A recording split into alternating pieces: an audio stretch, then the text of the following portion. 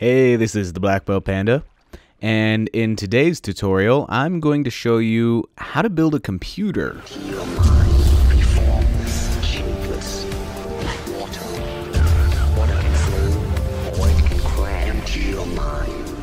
To start, we need a computer case. This is the NZXT Phantom 530 case. It is a full tower case with extended ATX format support. It's got a door for the drives, cool little window on the side, room for liquid cooling, radiator at the top and the bottom, plenty of room for fans, lots of grommets. It's a pretty cool case overall. So to start off, the first thing we're going to need to do is remove the side panels from the case so we can access the interior as well as the other side of the case where we'll be able to add and remove drives and route cables. Now this case is black, so it can be tricky to see. But to remove the side panels on this case, all we need to do is remove these thumb screws here. And you can just unscrew them by hand.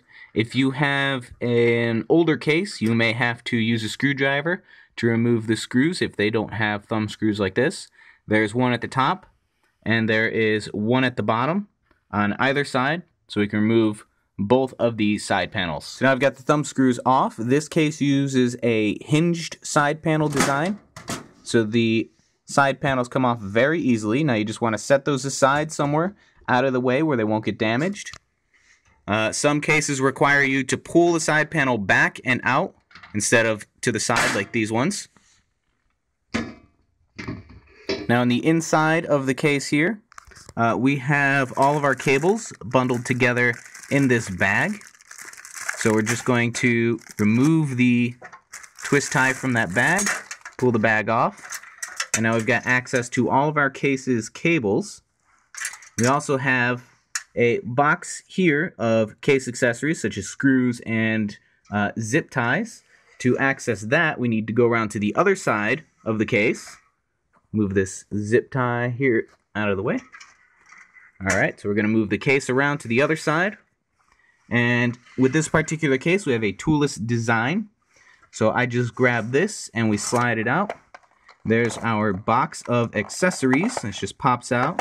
Now what this is a mounting bay for a hard drive or a mounting rail. This has support for both your standard 3 1/4 inch drives, or 3 1/2 inch drives, sorry, as well as your 2 1/2 inch drives. And they just slide in on this rail system here. It'll lock into place. This also has a fan header here. Again, everything's black, so it can be difficult to see. But we can hook up 10 fans to this single fan header, and that will allow us to control the fans using the fan controller on the top of the case. There's also a mount here. There's a thumb screw right here. This is for a solid-state drive to mount behind the motherboard. Not sure how that would be useful. I probably won't be using it. But we have our grommets for cable routing, as well as all our cables already nicely routed around the case for us. So next thing we're going to do is start putting in the motherboard. So this is the motherboard box. This is the Rampage 4 Black Edition. Came with an Assassin's Creed game. If we open this up, we'll see there's the motherboard. All the features listed there. So we're going to remove this and all of its cables and accessories from the box and start putting it in the computer. So here we have the motherboard and the OC panel, which will allow us to monitor the specs of the motherboard, the stats of the motherboard, and switch between different overclocking settings from the front of the computer. And here we have the box of cables and accessories. So here we have the I/O shield for the motherboard. Now this is going to go in the computer right along here under the fan here. This is where the I/O panel of the motherboard is going to sit. So we just set it up along the back here, line it up with the hole in the case, the I/O cutout. It can be a little bit tricky. We're going to push it in one side at a time. There's one side.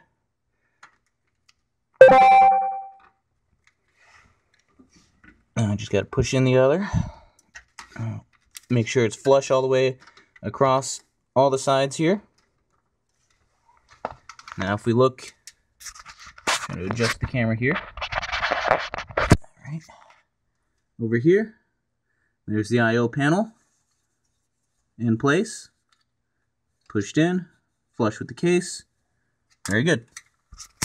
So the next thing we can do, now that we've got the I/O panel in place, is take the motherboard. And you notice this cable here, this is a grounding strap. You want to make sure you're grounded for this so you don't damage any of the components. Alright, so we're going to rotate this motherboard here. I'm working with one hand. Alright, grab the board. And we're going to slide it in so those connectors on the I/O panel run through on the back side. This is a tight fit for this case. Just barely fits the extended ATX standard. Alright, there we go. Apologize for the shoddy camera work. It can be difficult working with one hand and recording. Alright, so that is the motherboard in the case. Our grommets are a little bit difficult to access in this particular case. But that's not a big deal because we can still get to them and we can still use them. So you'll notice there are various screw holes here. These are grounded screw holes. We are going to mount the motherboard. Now this case already had its standoffs in the ATX location, so we didn't have to install standoffs.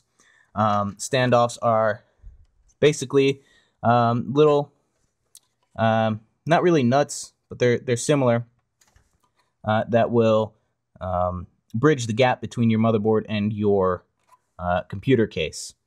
So what we're going to do is put a screw in each of these grounded screw holes, and that should fix the motherboard to the case. Just a note, your case should come with motherboard screws. In this case we have BM number 6. These are 32 UNC 8mm motherboard screws. We also have a package of 5mm screws, commonly used for attaching your drives to your case, which we won't be using in this case because we have a toolless drive-based system. So make sure you use the proper screws to attach your motherboard. This case actually uses 5mm standoffs, so I will be using these shorter screws, the 5mm screws, instead of the 8mm screws. So make sure that you're using the right screws, not just motherboard screws, but screws for the length of the standoffs that you're using. We've got the motherboard screwed down in place, and it's a good idea to only screw the screws in partially, so you can adjust the motherboard as needed to get the rest of the screws in. And then once you've got them all in, go ahead and tighten them all down. And don't be surprised if you hear a very faint sort of crunching sound from where you're screwing the screw into. As I demonstrated earlier, the mounting holes are grounded, so they have ground points all around them. And that sort of crunching sound you're hearing is the screw head meshing with those ground points. So that is totally normal. So I removed some of the plastic protective sheets from the heat sinks here. And yeah, so we've got the motherboard in place. The next thing we're going to do is install the processor. This is our processor. It is an Intel i7-4930K and 3.4 gigahertz. It's a 6-core processor with hyper-threading, allowing for, I believe, 12 processing threads at the same time. So this is a socket 2011 processor, a LGA 2011. So we actually have a place to mount the heatsink built into the motherboard, so we won't need a backing plate. But to install this processor on this motherboard, we need to first lift up on these, what do you call them? Little arms, little mounting arms. So we pull that one up, and then we push this one out, pull it up. Once we do that, if we pull this back, there we go, we have access to the socket. So Now we'll take the processor and we'll note the corner here with the triangle. Now this should be marked on the motherboard here. We have a little triangle etched into the metal. Oops, dropping my processor. So we want to line it up so the triangle is at that corner. And there we go. Should only fit one way. We've got some notches here. Just make sure that your triangles are matched up. And apologize for the shakiness if I seem a little bit shaky. Alright, so now what we do is push this down. And we need to push down the arms here, the locking arms. So we're going to push this one down into place. Oops, got to get it over top of our processor back plate here. We're going to push this one down, and once we do that, this plastic piece pops off. So now, as you can see here, our processor is in place and installed. So the next step is going to be installing the cooling system. Here we have our cooling system. This is the Corsair H100i liquid cooling system, dual fan radiator.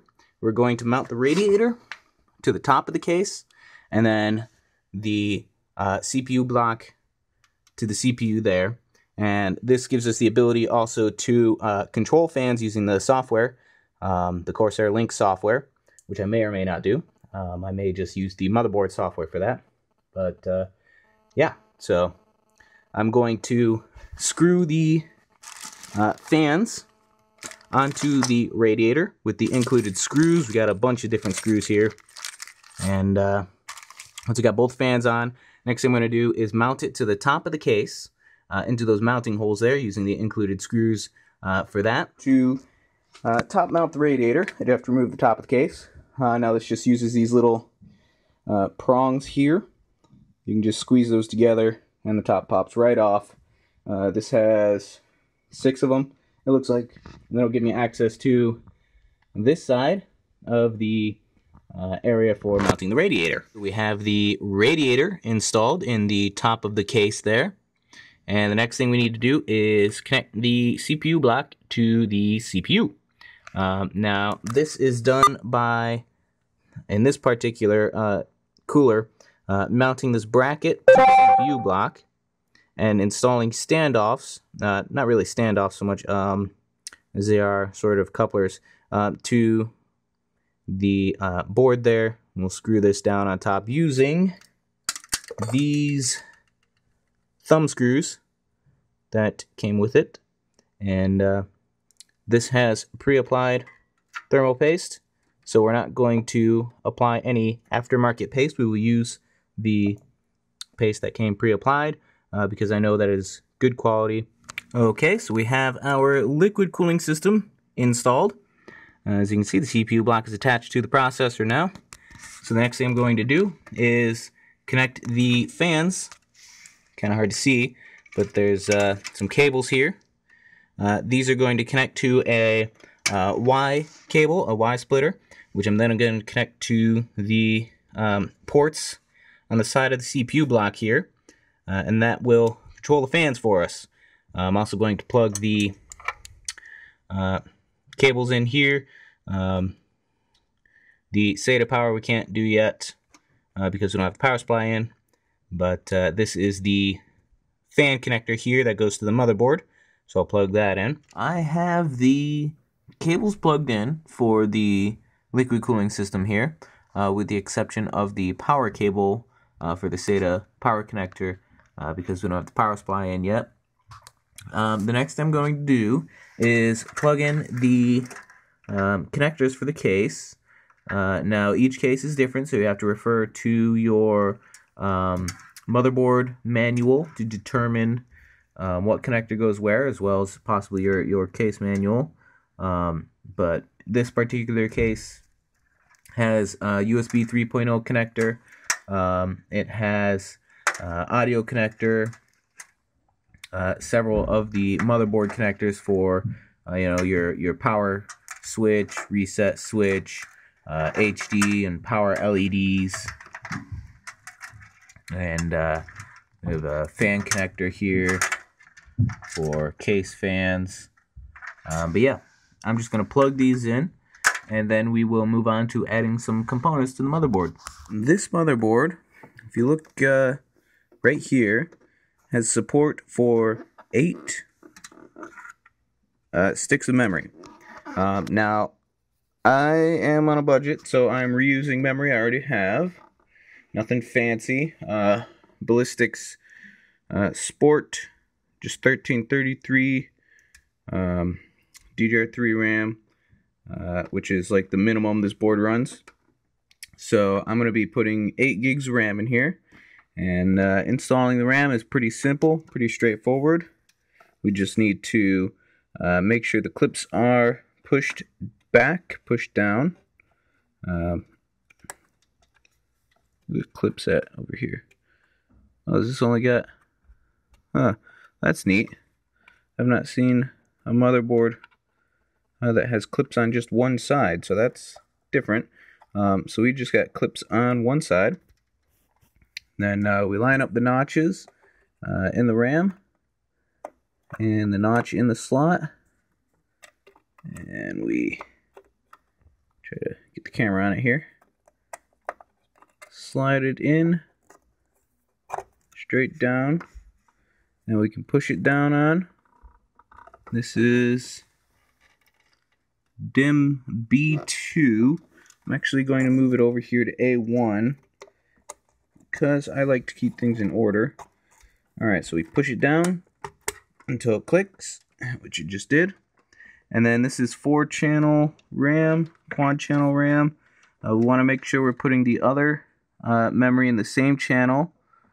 So I think that would be D1, but I'm going to consult the motherboard manual just to make sure that I'm going to be putting the other stick of RAM in the same channel on this side as this one, so that it can operate dual channel. Okay, so according to the motherboard manual, it is recommended that for 2 sticks of RAM, they are inserted in channels B1 and D1. So I went ahead and did that. The next thing we're going to do is insert the graphics card. So we need to remove, in the case of the graphics card, we're using 2 of these slots up here, and I'm going to have to use the screwdriver on those. And we're going to push the graphics card down into this slot here. I'm going to be installing a Geforce GTX 660, and in the future I plan on buying another 660 to run them SLI both together, but for now we're just installing one. So I went ahead and removed 2 of the screws and 2 of the covers for the PCI cutouts. This is the graphics card we'll be installing. It does take up 2 spaces, and yeah, so try to maneuver this thing around here. Installation is pretty simple. We just line it up, slide it down, and the trickiest part here is getting it lined up with one hand. Alright, so where's it at? Alright. It's difficult to do one-handed because it wants to go in crooked, but what you can't see is the pins underneath. I can't see them either, actually, and that's kind of the problem. But you want to line up the pins with the slot for the card. We're just going to push that down on. Alright, and yep, that's on now. So then we're just going to reinsert the screws in the top here to secure the card in place. And when we install the power supply, we'll be connecting the power here. And in the future, when I install more cards, we'll be connecting them together up here with the SLI bridge. The next thing we're going to do, now that we've got that in place, is install the DVD drive, just to kind of get that done and over with, out of the way. To do that, we're going to just open up the front here. We have the covers. These covers are very easy to work with. I'm going to install the DVD drive in the bottom slot. So we just slide the thing down and it comes right out. So now we've got the cover out. Set that aside. Gonna grab the DVD drive here. This is just E-Green Asus DVD multi-recorder. It's pretty quick. So we will go to the front here, and we're just going to place that in there, and we're going to slide it in till we make sure it's unlocked. There we go. Slide it in till it's flush with the front, and then once that's done, we lock it down into place with that, and now it is in there solid. We can access the back of it here for cabling. Now I've got the case flipped around so we can access the drive bays on the other side.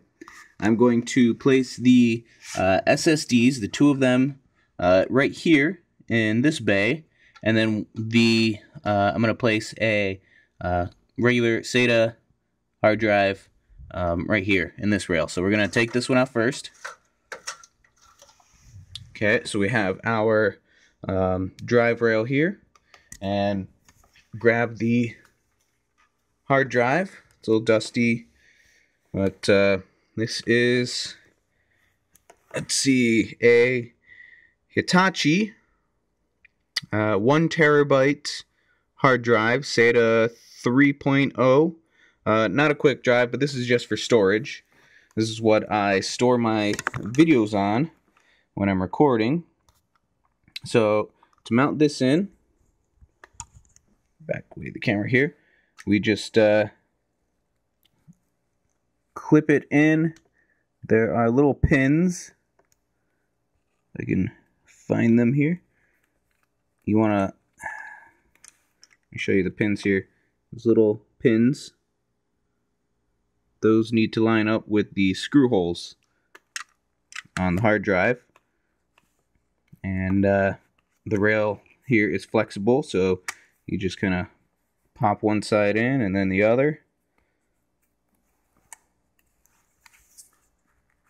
There's that side, there's that side, I think. This is not easy with one hand. This pin, there we go. Push in. Alright, apologize for the horrible camera work here. Really not easy with one hand. Alright, so there's our hard drive. The cables are accessible on this end, so we can route the cables around this side of the computer where they won't be seen. So now we just slide this in place on the rail here in the drive bay. Again, not easy one-handed. And there we go. There's the click. There's the hard drive in place. I'm going to do the same thing with the SSD drives. However, the SSD drives will have to be screwed in to those positions there. And this is what the SSD looks like after it's been mounted in the drive rail here. So that just gets put in the same way. Slides in. Click. And now I'm going to do the other one. Okay, so I got the other one in, and just because I didn't show it before, there's the 4 screws to mount the SSD to the rail. We'll put this one in underneath the other one. And click. Alright, so now we've got the DVD drive in, storage drive, and 2 SSDs. The next thing we're going to do is run the wires from the motherboard, the cables, to the drives, and then we should be able to start installing the power supply. These drives have a port on the back where you can plug a SATA cable into, and they're notched so they only go on one way. Now I've got two SATA 6 gig cables and two SATA 3 gig cables. The two 6 gig cables are going to go to the SSDs, and then the 3 gig cables are going to go to the storage drive and the DVD drive. Now the ports on the motherboard are different for pretty much every motherboard in terms of their location and even their angle. Mine are actually right-angled ports, so you'll have to consult your motherboard manual to figure out where to plug into the motherboard. But what I'm going to do is route the cables from the back here through the grommet and to the front to the ports on the motherboard. I've got the SATA cables plugged in right here. I've got the 6 gig channel and the 3 gig channels both plugged in. And I've routed some cables around to make it a little bit neater, so you can, there's not a whole lot of cables visible now. So the next thing we're going to do is install the power supply. This is our power supply here. It came in a felt drawstring bag. The plastic covering there. We'll just take that, throw it away somewhere. That's pretty cool. Never seen a power supply come in a drawstring felt bag before. Sure we'll find a use for that. We've got the Corsair HX750 modular power supply. All of our cables are in this bag here. Get it up. There we go. So there's all our cables. There is a bunch. So, basically, main power connector goes here. And we've got the option to use either an 8-pin or a 4-pin power connector up at the top. I'll be using an 8-pin power connector. Then the 6-pin power connector goes here. Then we connect our SATA connectors to the 4 drives, and another SATA connector to the liquid cooling system. And finally, a 4-pin Molex connector to the case power connector, which is currently on the back side. And yeah, that should cover it. So I'm going to go ahead and do that off camera. But basically, the power supply goes right here. And you'll see the little feet, sort of, where it goes. Let me lift the case up. Oh, the case is getting heavy with all the parts. Alright, so there's the case. Power supply goes right at the bottom. And this cutout here is the back side of the power supply here. And we'll just screw that in with the included screws that came with the case. And we should be good to go. Alright, so that is the power supply mounted in the back.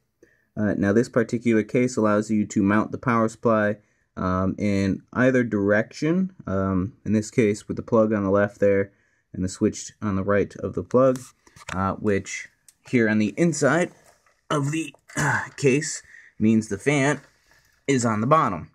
Now this is how this case is designed to work. There's a dust filter on the bottom here. So that gives the power supply access to fresh air. And the power supply itself is actually designed to go either way. If you flip it the other way, the sticker's still right side up on the other side. And if I were to mount it the other way, the fan would be here. And that would give power supply access to hot air, which we don't want. So that's why I've got it mounted the other way. So the next thing I'm going to do is plug in all these cables. Got a bunch of them. So I almost forgot about this guy. This is the OC panel. And it comes with an adapter, sort of a bay, that it can be attached to, which will allow me to insert it into one of the drive bays. It does require a SATA power connection, and it has its own cable that plugs into the motherboard. So I'm going to install this right now before I continue with installing the cables for the power supply, so I don't miss it when I'm routing cables. Alright, not sure if you can see it very well, but that is the OC panel on the front. And you've got it inside the case here. Plugged in, routed the cable around the back, down to the extension, ROG extension on the motherboard.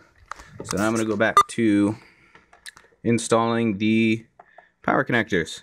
Alright, so it's hard to tell because I tried to hide the cables as much as possible, but that is everything connected. And I'll flip around to the other side real quick. Here's where you can tell that it's all connected together. It's a mess of wires right now. So the next step is basically just to try to organize these wires a little bit, zip tie them to the wire points on the case, and I believe that pretty much does it at that point. Then you can go ahead and put the side panels back on and start hooking the peripherals up. Alright, that probably doesn't look much better because I suck at wire management, but everything is flat and attached, and nobody's going to see the side of the computer anyway. So yeah, that is pretty much done. I'm going to put the side panels back on now, and we'll power it up and make sure everything works. Alright, well, I've got the side panels off still, but I've got the computer plugged in. You can see we've got some lights on the motherboard indicating that there is power. And there's even some, if I go to the back here, lights on the I/O panel here. And on the reverse side here, moving everything around, there's some red LEDs hiding in here somewhere. I don't know what they're from. I'm trying to figure out. Oh, we've got a cool little light up Republic of Gamers symbol. Oh, this computer's gotten heavy since we put all these parts in it. Alright, so... Ooh. Oh, okay. That is cool. Look at that. There's like little LED traces on the board. How cool is that? That is neat. So I want to show you guys this stuff here. I can actually push that. Oh, you can't see what it says because the cable's in the way, but it says... Oh, that's too bright. But it says start. That is a start button that will actually turn the computer on if I push it, which is pretty cool. You can actually control a lot of the stuff here in the computer from right here inside the case. So we're going to start it up, and I'll use the start button here just for the fun of it. Ready? Boop. So we've got our QR codes up there telling us what the computer's doing. And right now it kind of sounds like a jet engine. There's the cooler turned on. But yep, there it goes. And now it's just barely audible. This is a very silent setup. It's hardly making any noise at all. I don't even know if you can hear the fan spinning here on this camera. My phone, actually. I'm recording with my phone. That's why the camera work is so horrible. We have LEDs on the back. You can see the panels lit up here. I think I can control that up top here. Yep. So LEDs on and off to let you see, the stuff on the back of your computer. And got fan controller here. So just sped up the fans, and they're going full speed now. And this is the fan controller. And even at full speed, I can still barely hear them. So that is pretty cool. And this guy, the liquid cooler, will control his own fans. They are spinning up top. Can't really see them. But yeah. So, you can see right behind this mesh here is the radiator. You can kind of see the outline of it here. And computer's done. That is how to build a computer. So now I'm just going to put the side panels on, hook it up to all my peripherals at my computer desk, and we'll be good to go. Alright, so I hope you guys enjoyed that tutorial. If you did, please click the like button under the video. And if you have any questions, comments, or suggestions, please leave those in the comments section below. And if you ever had any doubts as to whether or not you wanted to build your own computer, hopefully this video helped to clear those doubts for you. Alright, so thanks again for watching. This is the Black Belt Panda, and I will see you in the next video.